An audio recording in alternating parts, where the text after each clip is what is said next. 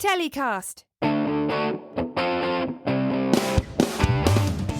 Hi, I'm Justin Crosby. Welcome to TellyCast Talks, the first in a new strand of interviews on TellyCast, featuring the media business leaders shaping tomorrow's content industry. On TellyCast Talks, we'll delve into the minds of only the most senior creative and C-suite executives. These conversations are less focused on the corporate strategy of their organizations and more about the person behind the big decisions. We'll ask why they took the decisions they have over the course of their career, the experiences that have shaped them, and aim to reveal the qualities of a successful leader. We'll also get their viewpoints on how the TV industry will unfold in the future. Kicking off the series is Cathy Payne, CEO of Banijay Rights, the distribution arm of the global production juggernaut. Welcome to TellyCast Talks, Cathy. How are you doing? I'm very well, thank you. I've just returned from my annual trip to Australia, which is great. But now, back in the folds. All right.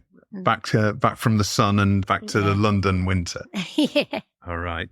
Well, that's where we're going to start today's show. We're going to talk about your background and your upbringing in Australia. What I'm really, really keen to do is to explore lots of different aspects of your career and understand the decisions you've made at certain points in time, but also how that's informed your leadership style. So let's go back to Australia then. And you were born in Australia. Tell us a bit about your upbringing. Okay, I come from a very large family. I'm one of 11 children. So I've got 2 brothers, 8 sisters. Both my parents had families before, and then my father was a coal miner and a part-time truck driver, had a second gig on the side to support the family. And my mum was a very talented seamstress who also did domestic work. You know, we grew up in a big house, outdoor life, lots of sport. As a child, I only remember being happy. We all did really well at school. That was just part of our upbringing, to want to achieve and do well at school. I had sisters who are much older than me. I'm coming towards the younger of the family. And I think the way we were brought up is, and it's still now, is that the oldest looked after the youngest. And I think it was only when I was 10 I actually realised how little my parents had in life. And, we always had what I thought great Christmases, but our summer holidays were often spent, we lived on the Central Coast, so we would do local things. So relatively very happy, very focused on school and sports and television and having fun. So 11 kids. Yeah.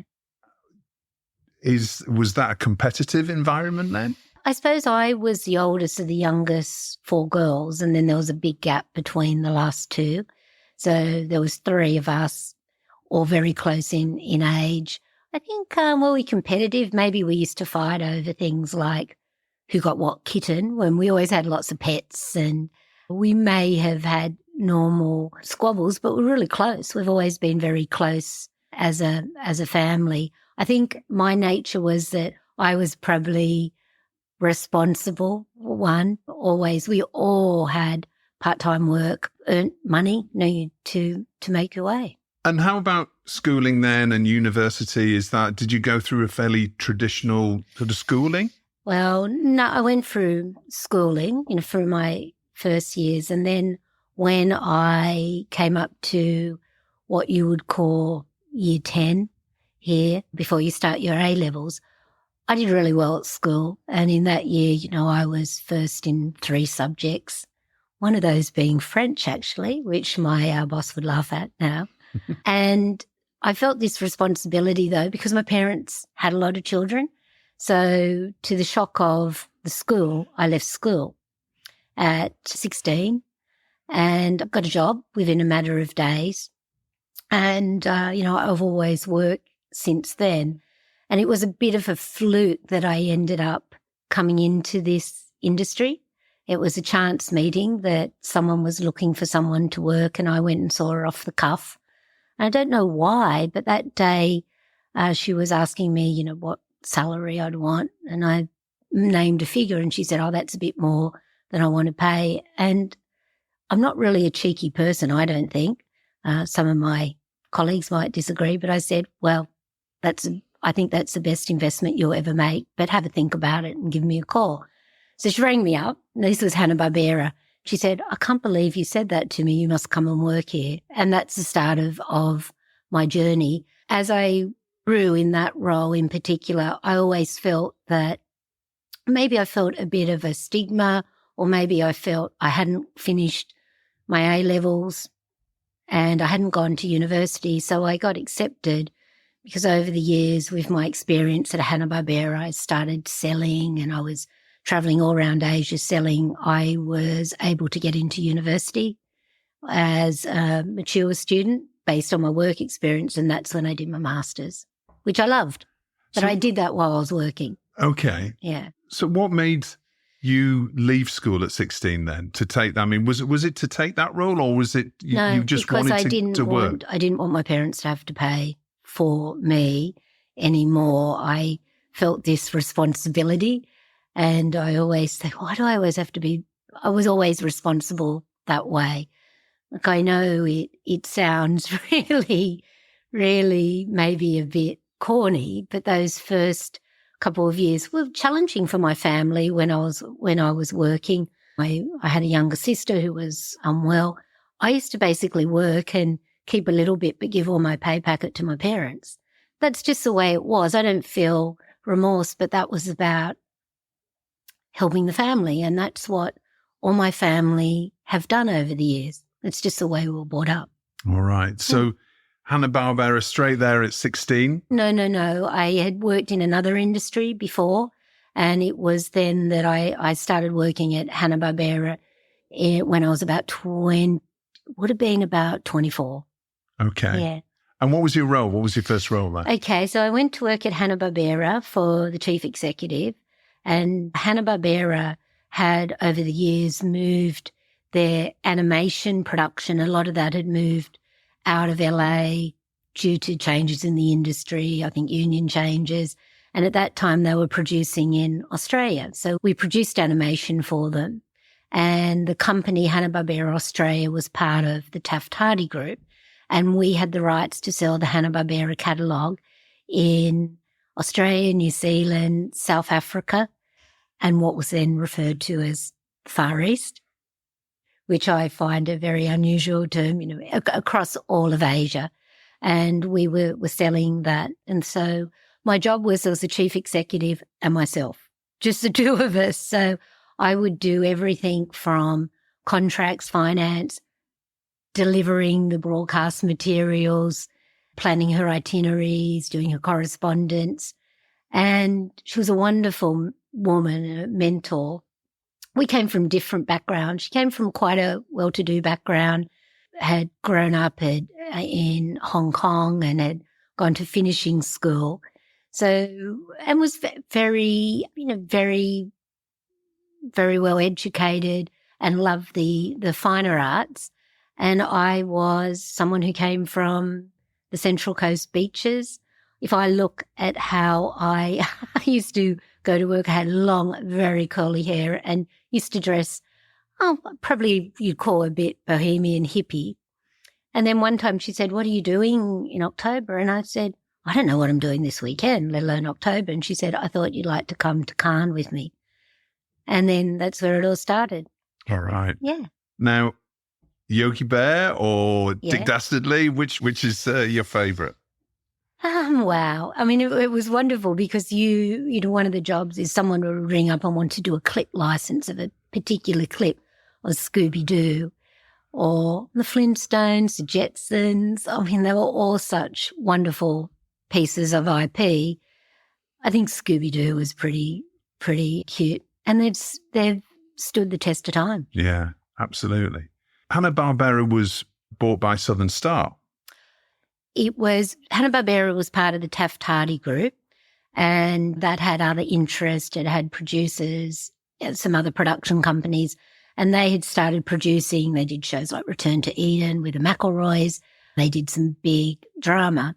And then they actually floated on the stock exchange, and that's when the company changed to become Southern Star. And throughout your career, I mean, you've essentially been almost with the same business for 30 years or so, or over 30 years. Yeah. But the industry's changed massively. Mm-hmm. And we're now seeing a real period of mergers and acquisitions and change in the industry, enormous churn. What would, and you've seen this change going, right in the front lines. I mean, what would be your tips to people who are now dealing with all this turbulence and mergers and acquisitions? And, there's obviously a certain amount of fear around it, but there's also a huge amount of opportunity happens as well. Well, I have been through when Southern Star had a joint venture with Endemol, when John DeMol was a very clever person, the way he would find a partner to JV with and then eventually acquire the company. And that was the basis of buying the library to set up the distribution. And then, of course, we had the merger with Shine and then were acquired by Banijay. I think that when you are going through those processes, you need to be transparent, clear, and as quick as you can. I think often if you look at the industry, by the time there's discussion that a company is going to be acquired or merged, often people are caught in it. This affects their day-to-day lives, are caught up in the process wanting to know what's going to happen for a long period of time. So if you are responsible for delivering that plan, you need to be very open, as I said, very transparent, have a plan, start the process, be consistent, and do it as fast as you can. I think part of the worry is the unknown. People just want to know, and you need to treat those who may exit the business in those situations with respect and make sure that they're properly remunerated. And I've been really, really pleased when we've had these big mergers. I mean, it's always hard when some people have to exit the business, that we've been able to really be fair in the compensation that's been offered at the time. It's because it's a very emotional time, isn't it? It is an emotional time. And you need to understand that it's hard for people. The people will take that, how people receive that. They might receive it and then go through a process. There's a consultation process. So they might want to think, there might be anger, there just might be sadness, there might be different worries for different people. And you have to understand, you have to listen. And I really do think, looking at all the mergers I've been responsible for, we have followed those rules of consistency, being fair, being as fast as we could, being clear, always having the door open. And I do think we've made the right decision in the people. There's been a good blend of people from various sides of the business who have come together. And coming back to your career, now you resigned from Endemol Shine just before the Banijay takeover a number of years ago, but you came back fairly quickly to lead Banijay Rights. So can you tell us a little bit about that? Well, actually, I had resigned quite a while before, but I had just agreed with Endemol Shine at the time that we hadn't made it public. So I actually, because there had been a sales process going on for Endemol Shine, which was widely publicised, and it wasn't successful. It had stopped.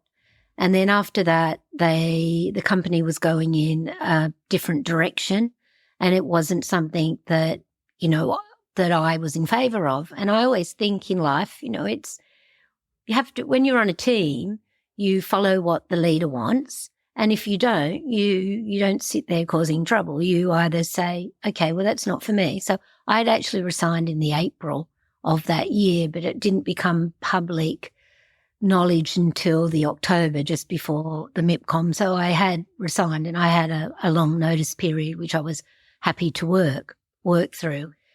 And then over that summer, there had been other interest, new interest. So it was hard to resign. It's hard. It's kind of felt, it is a job, and I understand it's a job. And when I go, there'll be someone else who'll come in and who will look after it. But it means a lot to me. And I feel like when I work with my colleagues, we're a family. We're a family of colleagues. And so it was a really hard decision, and plus all those fantastic producers I had represented, but I'd made the decision. So then when Banijay acquired Endemol Shine and then I was approached, I was fortunate because I was able to, all those children who I wasn't prepared to let go of yet, I could gather them back up in terms of the producers. And was that a fairly smooth transition when you came back then? I mean... Well, I was at Endemol Shine. I'd resigned and then they put me on garden leave not long after the Banijay acquisition or planned acquisition, because then they had to go through a period. So I was on garden leave from the November. Too bad it wasn't summer garden leave, and too bad we didn't then run into COVID. So when I did come back, I had agreed to go to Banijay. You know, I was quite able to do that. And I went in and met the team at Banijay just before COVID. And then, so when I started, we were in lockdown. So I started in the April in lockdown, and Banijay completed the acquisition of the Endemol Shine group right at the beginning of the July. So we had to do the whole process. Basically, we were on lockdown. So it was all remote. It was all on Zoom. And that was, again, another complexity on top of what was going to be a complex process. But because I was at Banijay in the April and I had a couple of months before they completed the acquisition, obviously I knew the Endemol Shine distribution business very well. You know, I'd been there a long time, and my chief financial officer was coming over as well. So we had time to plan. But again, when it completed and the acquisition, we were pretty much ready to go, because at this time, if I was at Endemol Shine, they'd been up for sale for a long time. So people were wondering what's it going to mean. So, yeah. So that's extraordinary, though, coming into that role, although not a completely new role, but a much bigger and expanded role, and one of the biggest jobs in global distribution within the content industry. But starting that in COVID, on Zoom. So there were many people I didn't even meet. When I went into that office that day, it was only a couple of weeks before lockdown. I met quite a lot of the people, and I knew people, you know, from the industry. I do think one of the things that has really helped us in the mergers over the years is that, and again, this sounds very not the sexy part of the business it's written about. Back at Southern Star, we really had invested in systems. We had a rights management system, dare I say, in 1997. That tells you how long I've been at the company. We've always had good systems, very good systems, so that allowed us to integrate at a speed. We just had to deliver. What's the biggest decision you've made in business? I think the biggest decision I made was to come to London when Endemol Shine acquired Southern Star. And you know, it was at a personal time in my life where something personal had changed and my situation. And it was a big thing to come back to London. I'd lived here years before. And I remember at the time that Endemol were actually acquiring Southern Star. It wasn't Endemol Shine, it was Endemol then, just remembering back over the years. And my two colleagues at Southern Star really encouraged me to come, and so did my family. And I came. I said I'd come for a year. That's 14 years ago. And it was completely different. The way to work in this role in the UK, it was very different from Australia. I love Australia. It's my home. But in the industry, it was different. It was different being a woman, different working in a company, different having a seat at a big table. And so it was challenging, but it was great. So I think that was the biggest decision I made for me personally. Some of the biggest decisions I make is, you know, there's been some very difficult decisions when you have to decide who's making it through a process. And in that process, I, you know, empower my teams for the various heads. They've got to run the interviews. They've got to make a decision. But for the big ones, I'll come and discuss it with me. So there has been one or two in there and a couple of massive investments in programs. So describe your leadership style then.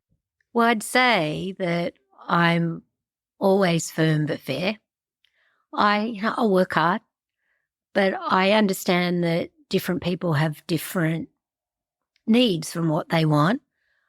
I'm transparent. I'm consistent. I'm flexible. I like to empower people. Now, I love it when I'm having a meeting with one of my direct reports, and they're the type of people I never have to follow up anything. That's my dream. I want to share my experience. I always say to people, never delay the bad news. And it's hard when something doesn't go well and you have to come and say, especially for high achieving people, when you're not going to achieve something, it's disappointing for them. But, you never delay the bad news and go back to the old, once you share a problem, you share, and as a team, it's easier to reflect and look at where you go. I like to try to give people, when they come to me with not so much problems or situations, try to give them advice, but really in the heart of hearts, they look after the territory and the account. They know the answer. It's just helping them find the answer. That's kind of the role. And of course, working within a big group as we do. So I think that's my style. I'm pretty much what you see is what you get. And how about building teams? Is that something that, are you much more focused on nurturing teams to rise with you, or is it more about, identifying the people that you want around you and sort of building teams perhaps from the outside? Well, this business is all about, obviously, the content, of course, great content. And the one thing is, if you're working with me, if you ever pitch a piece of content that you haven't watched or you don't know, because in your heart, a successful person knows and understands the content and understands the client. So that is, but I think that you want to encourage, as you get bigger and bigger, we're a massive distribution team, but I like the people I work with and I like to know people, and I have a genuine interest to talk to people and get to know a bit about what motivates them, what football team do they support. Not that that comes into any decision making, but we joke about it.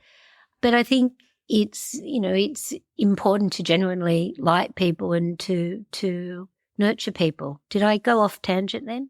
The question? Not at all, no. It actually brings me on to my next point, which is about culture. Yeah. About embedding a certain culture and values across the business, which is tough in an international business, right? And particularly if the first year and a half of that was through lockdown. It was, and it was very different. You're bringing, it was probably a smaller company buying a larger company than Banijay acquiring Endemol Shine.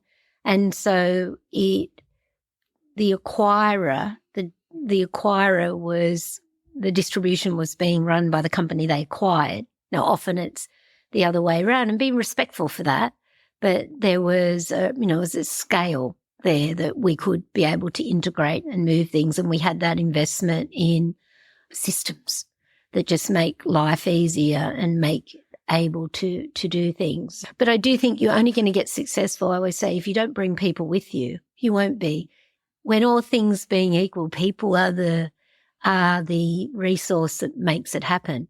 So, I think about people who have brought me with them over the years, and I want to do the same. And I encourage my line managers to do that. And there are some, and I think, I'll be honest, I'll say to them, I know your team better than you do. You need to focus on knowing your team more and understanding your people. And I think that's just, that's the way I like to live life. I mean, work is a big part of our life, and we spend a lot of time doing it over our lives. So I really want to know the people I work with. What time do you get up in the morning? I get up early. One of the many great things about living in the UK is summer. So Most days I'm up by about 5:30. At 5:30, yeah. And what time do you close the laptop down on an evening, would you say, on an average day? Well, if I'm being really honest, quite often I might come home when I get home and then might be chilling out, catching up with a couple of things in Australia. And I usually try to be in bed by about 10:30. But when I go to sleep, as soon as I put my head on that pillow, I'm out. And I think that's because I came from a big family and I shared a bedroom with so many siblings for so many years. I can sleep anywhere. How do you motivate people in your teams? Well, I think it's individuals. Some people are more motivated by a financial reward. Other people are motivated by the achievement and wanting to do a good job. I would say, I fit into that. I always wanted to prove myself. I don't know why, but that's the truth, if I'm being really honest. Some people are motivated that if I do well here, it's going to help me go into a different line of work. I think it's understanding what the individual is looking for. And one thing we always say, you can't always offer everyone the next step in their career, but what you can do is be honest about what is available and give them the best skills to take them to that next role. Because sometimes you do have to leave to get to the next level that you want to achieve, especially if you have a happy team. Now, coming back to what you were saying about systems, but also there's just disruption that's happening, innovation that's happening. AI is coming in and providing all sorts of incredible opportunities. Mm-hmm. From a financial perspective, it's offering large media companies the opportunity to do things faster, cheaper.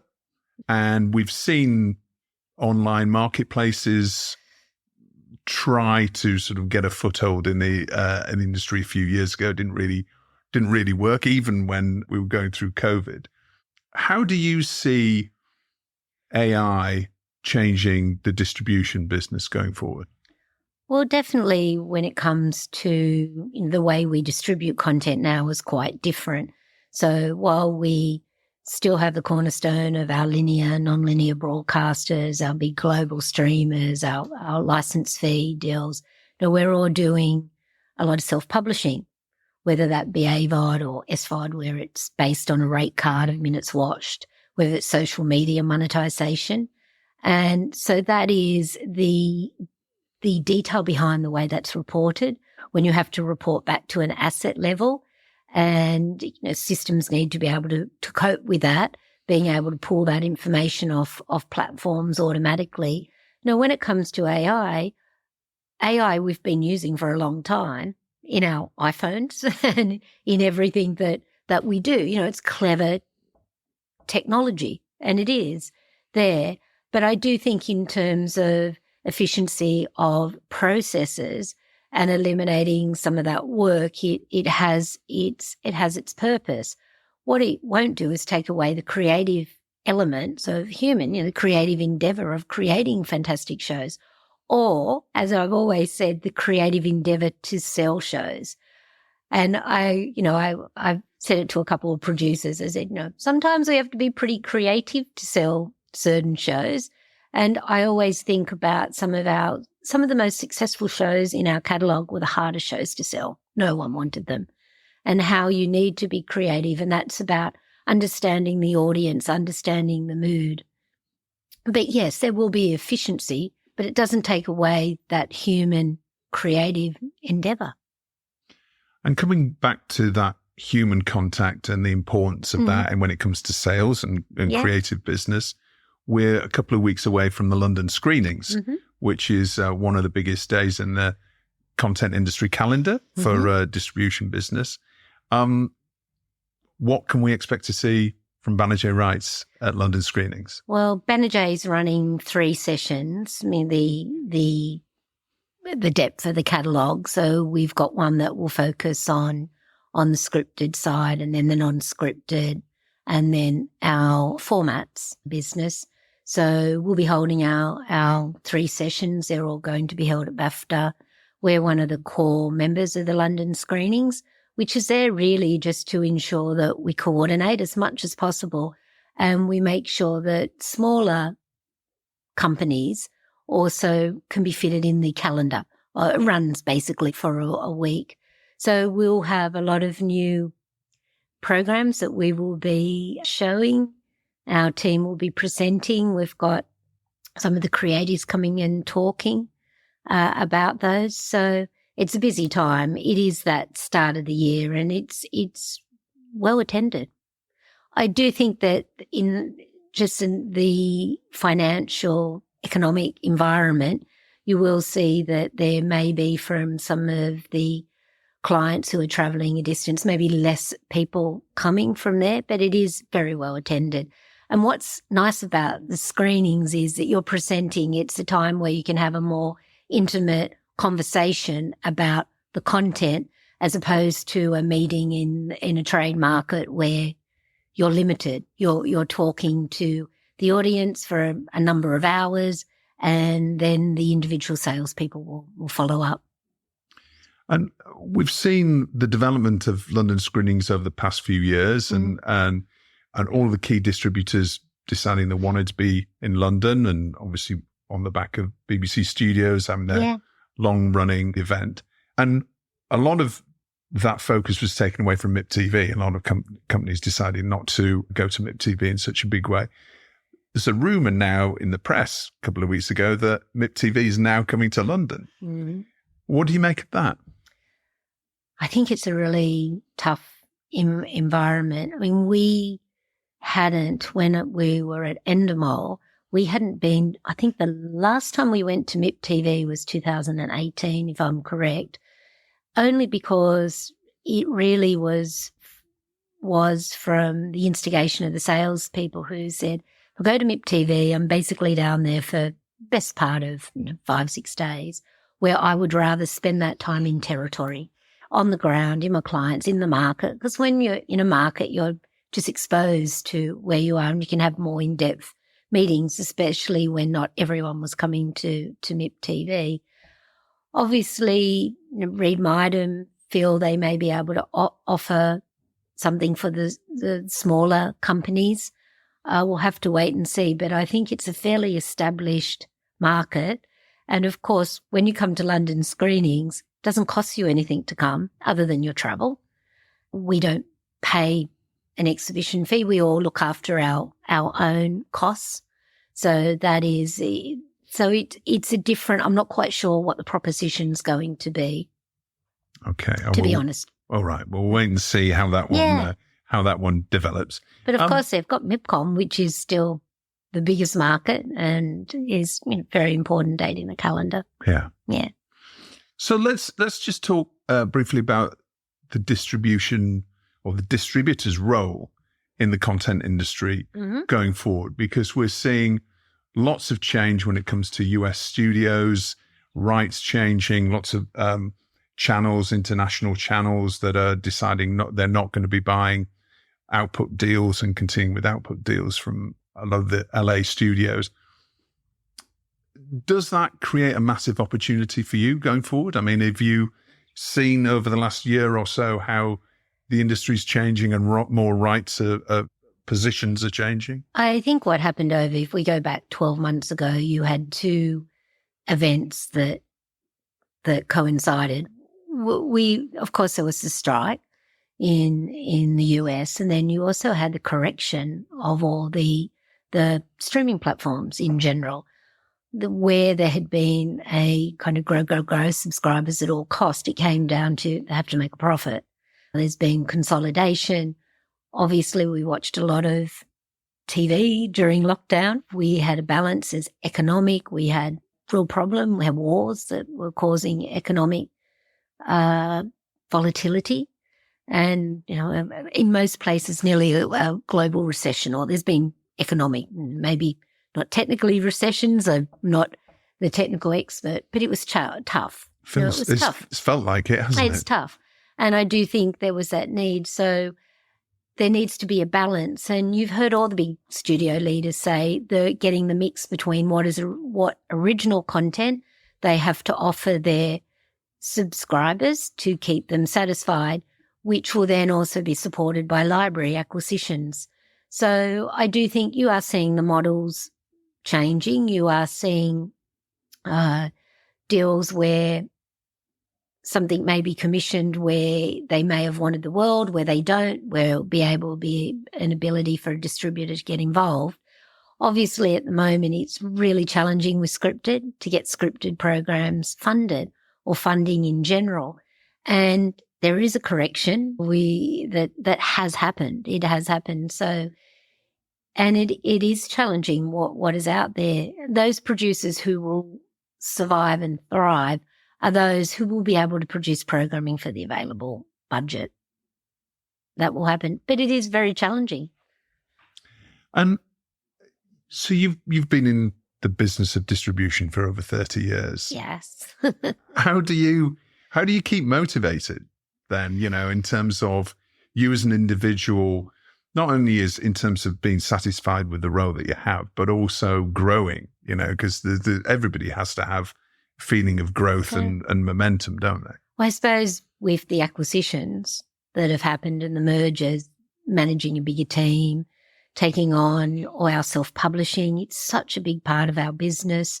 Not only do we publish on many different platforms, we have all our fast channels. We have over 27 unique channels, over 170 live syndicated streams. They're all run. So that's a different way of distributing product. But I go back to what motivates me. I love having a piece of content, talking to a producer, thinking, how are we going to get that to the intended audience?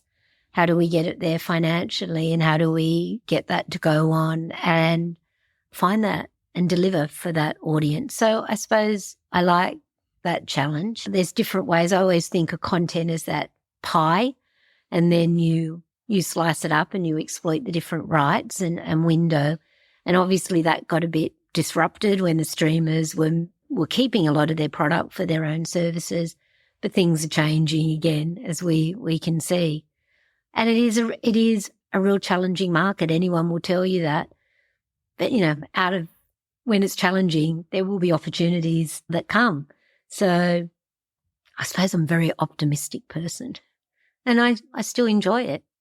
There's some things that, like every job, that maybe not so much, but yes, I do enjoy it.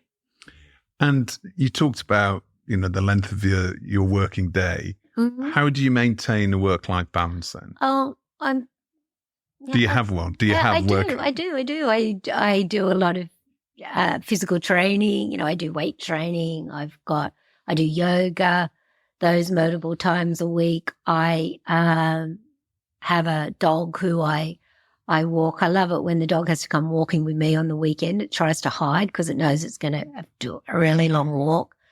I like that. That's kind of my thinking time. I have a great family, great partner. And I do, I can turn off really easily, but I kind of like life. I know I'm busy. I know I like to achieve a lot. There's plenty of time to rest when you're not here, is what I say. Yeah. Well, but I do feel I have a good work-life balance. For me, and that's very individual for everybody. Not everyone would do what I do, and a lot of people would think I'm mad, but then I might look at someone else's. It's just individuals. And when the time comes for you to move on from Banijay Rights, hopefully it's not going to be for many years yet, but when you do, what would you like your legacy to be working within the business? I would like, there's a few things. I'd say content is so important. I hope that people put as much value in understanding and nurturing the content and watching the content. And I love talking about the content we make. When you work with a company, like when we talk about MasterChef, I really love it when we talk about one of our really little MasterChef that's made on such a scale. The MasterChef in Australia out there and US, and then you'll have MasterChef Mongolia or those very small markets. And I hope that that's important. I hope people remember about always, you've got to run a business and understand those business principles. Everyone in Banijay Rights knows what our target is. Everybody knows what our cash profile is. Everybody knows what we're aiming for our key financial indicators. That's about sharing. So I hope people like that transparency and communication by the sounds of it. Communication, yeah. I am always like to be very open, and we communicate a lot as a team, and we're globally based in different locations. So we make a real habit of having our divisional meetings. One time they'll catch the Asia, Australia, the next time they're the Americas, and they're all filmed and available for everybody, and encouraging other people to speak out. Cathy Payne, thank you so much for spending time with us. I really enjoyed meeting you. Thank you. Well, that brings us to the end of our first TellyCast Talk show. I hope you enjoyed it. We'll be back with another guest from the C-suite very soon. TellyCast is produced by Spirit Studios and recorded in London. Don't forget you can subscribe to TellyCast for free on YouTube. Just search TellyCast on YouTube and hit subscribe. We'll be back with our regular TellyCast show next week, discussing the new Sidemen documentary with director and former YouTube Originals EMEA boss, Luke Hyams. Until then, stay safe.